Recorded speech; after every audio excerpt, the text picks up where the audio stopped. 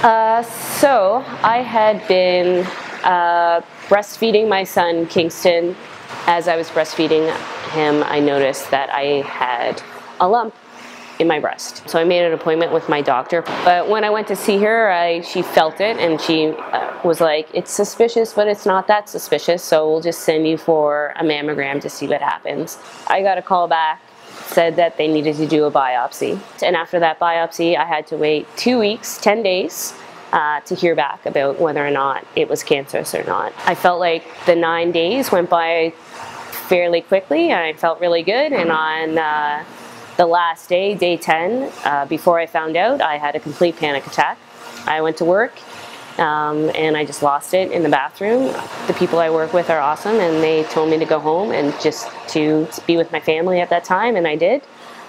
And I got a call from my doctor that day, and she called me in, and she told me that it was cancerous. I reacted in a way that I didn't expect to react. I was actually really angry.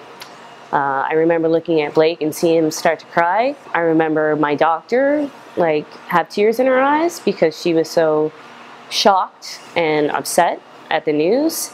And I remember just thinking how upset I was at everyone in the world, and at even myself for this happening to me.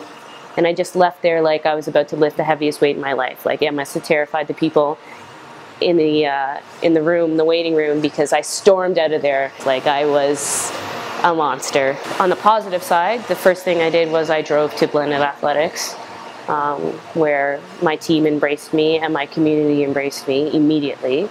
My treatment was I had to have my right breast removed, full mastectomy. Some of the feedback that I got after my surgery from the surgeon immediately was that surgery went really well.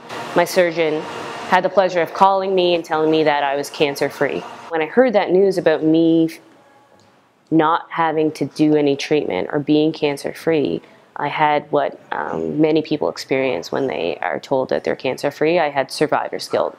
So I thought, how come me? And why not this person 10 years younger than me who's currently going through chemo for breast cancer? So I was feeling really guilty about beating something that I didn't feel like I actually beat. I just felt like this happened and I had no control over any of it. So I went to my doctor, my surgeon, and I told her about how I was feeling, and she had a really good explanation for me. One, yes, luck is a big part in all of this. There's no reason why I got cancer. She literally told me it was shit luck. But luck doesn't always mean that you're going to beat cancer. How you take care of yourself, how you live your life, will determine how you battle disease. She told me that I had been preparing to battle cancer my whole life by being healthy, by making my health a priority, by being conscious of my body, conscious enough to know that something wasn't right. Yes, cancer is a battle. Disease is a battle. Life is a battle. But when you take care of yourself, when you invest in your health, when you make it a priority, then you're giving yourself the tools to fight that battle. And that's the most important thing that you can do. And that's the most important thing that you can invest in. And it doesn't matter if you're 26 years old, or if you're 35 years old, or if you're 68 years old. We're gonna face those battles. How prepared are you? By the way that you live your everyday life to do that.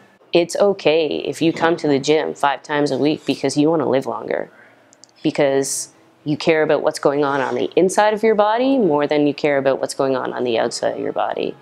That's actually more important, and I understand that now.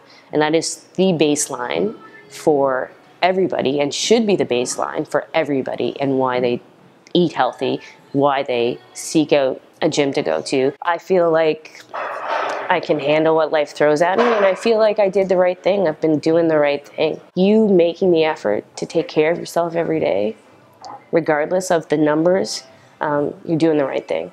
And that was the best reinforcement.